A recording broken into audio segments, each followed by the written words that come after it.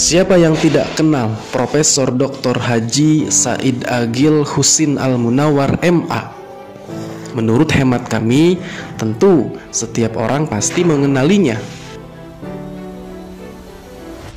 Sahabat, pada tanggal 9 Januari 2024, ia mengunggah sebuah video dalam akun YouTube-nya. Video tersebut berdurasi 2 menit 55 detik. Tampaknya ia berupaya menanggapi penelitian Kiai Haji Imaduddin Utsman Al-Bantani tentang terputusnya nasab Ba'alawi. Menariknya, tanggapan yang disampaikan olehnya dalam video itu tidak menggambarkan ia sebagai seorang akademisi dengan gelar-gelar yang terdapat di sebelum dan sesudah namanya, melainkan framing narasi silogisme forensik manipulatif yang dibuat olehnya. Sahabat, mari simak video ini. Nah, yang satu lagi Adnaniyun. Adnaniyun itulah yang melahirkan junjungan Nabi besar Muhammad sallallahu alaihi wasallam, ya, yang kemarin diributkan oleh Imad namanya, ya, dari Banten. Imad. Imad itu tiang, tapi sekarang tiangnya sudah roboh. Kenapa? Karena yang disampaikan tidak didasari oleh ilmu pengetahuan, emosi. Ya, karena banyak orang-orang yang datang di Rabita Alawiyah yang ada di Tanah Abang itu minta nasab supaya disambungkan kepada Rasulullah Sallallahu Alaihi. Banyak yang tidak dapat itu, termasuk teman-teman kita tidak dapat. Akhirnya ngoceh lah dia, ngoceh lah. Orang Arab dijelekkan, nasabnya Nabi juga dijelekkan. Ya, ini tidak punya etika namanya. Ya, etika. Iya, tidak ada nasab itu, tidak ada katanya. Nah, kalau nasab tidak ada, hadis itu apa isinya? Isinya sanad haddatsana akhbarana. Isinya sanad. Kenapa kita ribut-ribut dengan sanad? Iya kan? Iya, kemana saja. Tidak usah yang namanya keturunan. Sanad keilmuan saja harus jelas. Kalau sanad keilmuannya tidak jelas, berarti dia belajar agamanya liar, ngajarkan orang kepada orang satu kitab, sementara dia sendiri tidak pernah belajar. Itu liar. Nah, kalau dia sendiri liar, muridnya bagaimana? Lalu, bagaimana respon Kiai Haji Imaduddin Utsman Al-Bantani dalam menyikapi tanggapan Profesor Dr. Haji Said Aqil Husin Al-Munawwar MA? Mari cerdas dengan membaca. Menanggapi Profesor Said Aqil Husin Al-Munawwar tentang nasab Habib, 18 Januari 2024. Siapa yang tidak mengenal Profesor Said Aqil Husin Al-Munawwar, seorang Habib Ba'alawi yang jarang mengenakan sorban dan jubah. Ia lebih sering tampil dengan mengenakan peci hitam dan setelan jas. Ia seorang guru besar UIN Syarif Hidayatullah Jakarta. Ia juga mantan Menteri Agama dalam Kabinet Presiden Megawati 2002-2024. Penulis mengira isu nasab yang telah berlangsung lebih dari 1 tahun ini tidak akan menggerakkan Ba'alawi sekelas beliau yang dalam pengetahuan agama terbilang cukup dalam untuk berbicara hal-hal yang mirip dengan narasi Ba'alawi lainnya. Penulis berharap sekelas profesor ketika ingin membela nasab klannya tentu lebih sistematis dan ilmiah. Ia akan memberikan narasi forensik yang bermutu dan presisi, ditunjang dengan dalil-dalil yang muktabar dan sahih. Itu harapan penulis. Selama ini, sanggahan-sanggahan yang ada dari beberapa orang klan Ba'alawi hanya Dr. Ja'far Assegaf yang ilmiah, walau itu belum bisa menjawab batalnya nasab Ba'alawi.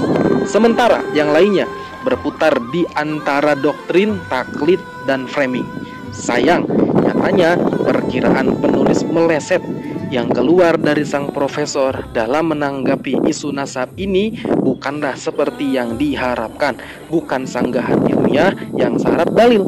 Ia hanya persuasi retoris yang terjebak ke dalam hal-hal yang non-esensial mirip Ba'alawi lainnya. Dalam kanal YouTube resminya dengan nama akun Profesor Dr. Said Aqil Husin Al-Munawar MA, Profesor Said Aqil Husin menyatakan bahwa yang disampaikan penulis tidak didasari oleh ilmu pengetahuan, tetapi hanya oleh emosi belaka. Sangat disayangkan, dalam video itu ia tidak menerangkan apa substansi yang penulis sampaikan. Kemudian bagaimana sanggahan ilmiahnya terhadap kesimpulan yang penulis sampaikan. Kendati demikian, tentu banyak orang yang sudah paham apa maksud yang disampaikannya, yaitu konklusi tentang batalnya nasab Ba'alawi sebagai keturunan Nabi Muhammad SAW. Kemudian ia menyampaikan bahwa banyak orang-orang yang datang ke Robitoh Alawiyah minta nasab supaya disambungkan kepada Rasulullah. Banyak di antara mereka yang tidak disahihkan kemudian kecewa. Tentu kalimat itu umum untuk siapa saja. Seandainya Pak Said Husin itu punya data bahwa penulis pernah datang ke Robitoh Alawiyah, mungkin ia mengatakannya dengan jelas. Karena ia tidak punya data itu, maka ia membuat silogisme forensik manipulatif agar para penontonnya mudah-mudahan memahami bahwa seakan yang datang itu adalah penulis, dan apa yang hari ini penulis permasalahkan hanya beralasan ngambek karena tidak mendapat paspor nasab dari Robitoh. Untuk silogisme semacam itu, tentu penulis pun tidak berlebihan jika membuat entimen berpembanding yang dibutuhkan. Penulis dapat tegaskan kepada pembaca bahwa penulis tidak pernah datang ke kantor Robitoh Alawiyah walau hanya sekali. Penulis bukan keturunan imigran Yaman, bukan Ba'alawi. Untuk apa penulis datang ke Robitoh dalam rangka minta paspor nasab? Bukankah Robitoh itu kantor untuk para imigran Yaman saja? Apa perlunya seorang keturunan asli Banten seperti penulis datang ke kantor Robitoh? Penulis kira penegasan demikian itu cukup untuk menjawab framing narasi silogisme forensik manipulatif dari sang profesor, dan bahwa kajian penulis tentang batalnya nasab Ba'alawi sebagai keturunan Nabi bukanlah karena kecewa nasab penulis tidak disambungkan ke nasab Yaman, tetapi ia betul-betul sebuah kajian ilmiah saja. Lalu, sang profesor pun menyampaikan sesuatu yang lumayan ilmiah tentang sanad hadis yang kemudian ia bandingkan dengan nasab.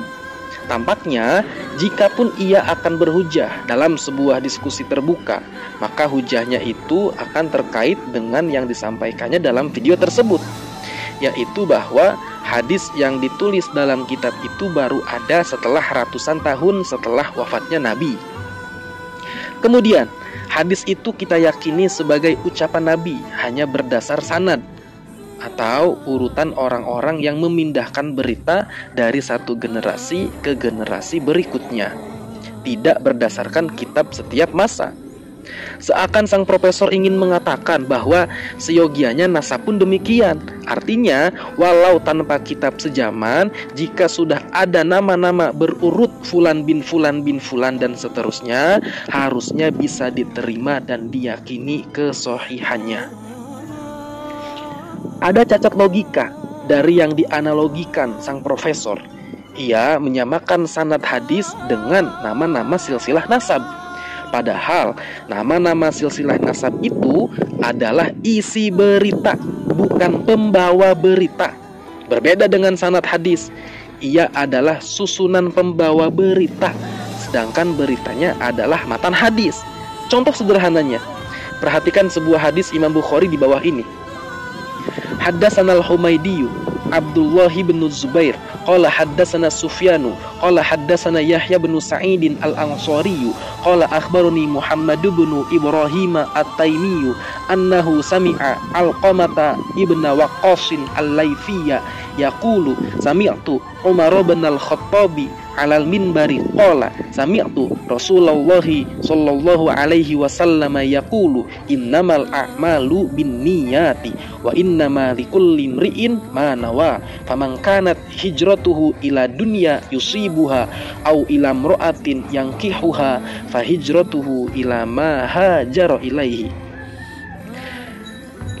Artinya, Al-Humaidi Abdullah bin Zubair memberitahu kami, dia berkata, Sufyan memberitahu kami, dia berkata, Yahya bin Sa'id Al-Ansori memberitahu kami, dia berkata, Muhammad bin Ibrahim At-Taimi memberitahu kami, dia mendengar Alqamah bin Waqqas Al-Laythi berkata, saya mendengar Umar bin Khattab radhiyallahu anhu di atas minbar, dia berkata, saya mendengar Rasulullah sallallahu alaihi wasallam berkata, perbuatan adalah berdasarkan niat, dan setiap orang akan mendapatkan apa yang dia niatkan. Maka barang siapa berhijrah untuk kehidupan duniawi, maka ia akan mendapatkannya, atau untuk seorang wanita, maka dia akan menikahinya. Maka hijrahnya adalah berdasarkan niat apa yang dia berhijrah untuk itu. Perhatikan hadis tersebut. Ini bukan untuk mengajari sang profesor, ini untuk kita semua. Di sana Imam Bukhari meriwayatkan hadis yang sangat terkenal, yaitu hadis innamal a'malu binniyat, bahwa setiap amal itu berdasarkan niatnya. Dari mana Imam Bukhari mendapatkan hadis itu? Untuk mempertanggungjawabkan hadis itu, ia menyebutkan nama-nama dari mana ia mendapatkan hadis atau ucapan Nabi itu. Ia atau Imam Bukhari menyebutkan bahwa ia mendapatkan hadis itu dari gurunya yang bernama Al-Humaidi. Al-Humaidi mendapatkannya dari gurunya lagi, yaitu Sufyan. Sufyan mendapatkannya dari Yahya. Yahya mendapatkannya dari Muhammad. Muhammad mendapatkannya dari Alqamah. Alqamah mendapatkannya dari Umar bin Khattab. Umar bin Khattab mendengarnya dari Nabi Muhammad sallallahu alaihi wasallam. Perhatikan lagi, sangat jelas bahwa Imam Bukhari dapat mempertanggungjawabkan referensi hadis itu sehingga ia berani menulisnya dalam kitabnya. Urutan nama-nama guru ke guru itu namanya sanad, sedangkan hadis innamal a'malu itu namanya matan atau matan hadis, isi hadis.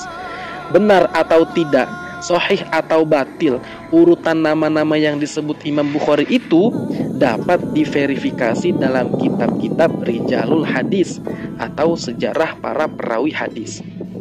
Misal, benarkah Imam Bukhari berguru kepada Al-Humaidi? Benarkah ia pernah bertemu? Apakah ia pernah tinggal dalam satu kota yang sama? Itu bisa ditelusuri dalam kitab-kitab Rijalul Hadis tersebut. Nah, sekarang kita memahami hadis, bagaimana ia bisa dipertanggungjawabkan secara ilmiah. Sekarang kita beralih ke nasab. Misal, Ali bin Abu Bakar Al-Sakron, wafat 895 Hijriah, menulis dalam kitabnya Al-Burqah bahwa susunan nasabnya adalah demikian: Ali bin Abu Bakar bin Abdurrahman bin Muhammad Maula Daulilah bin Ali Sohibud Dark bin Alwi Al-Ghayyur bin Muhammad Faqih Muqaddam bin Ali Walidul Faqih bin Muhammad Sohib Mirbat bin Ali Kholi Qasam bin Alwi bin Muhammad bin Alwi bin Ubaidillah bin Ahmad bin Aisyah. Perhatikan, susunan nasab silsilah itu ada dalam kitab Al-Burqah. Pembaca tentu sudah paham bahwa susunan nama-nama itu adalah matan atau isi berita dari kitab Al-Burqah, bukan sanad berita. Isi beritanya bahwa Ali Al-Sakron yang hidup di abad ke-9 Hijriah itu mempunyai silsilah nasab sesuai dengan nama-nama tersebut. Lalu ia mendapatkan isi berita itu dari mana? Padahal nama-nama itu sebagian ada di abad ke-8 Hijriah, sebagian lagi di abad ke-7 Hijriah, sebagian lagi di abad ke-6 Hijriah, sebagian lagi di abad ke-5 Hijriah, sebagian lagi di abad ke-4 Hijriah. Harus ada sanad. Mana sanadnya? tidak ada. Jikapun ada sanadnya, misal ia menyebutkan bahwa berita itu ia terima dari fulan, dari si fulan dan seterusnya, kita akan dapat menilai bahwa menvonis apakah sanad yang disebutkannya itu sahih atau tidak. Dengan apa? Dengan kitab-kitab nasab dan sejarah.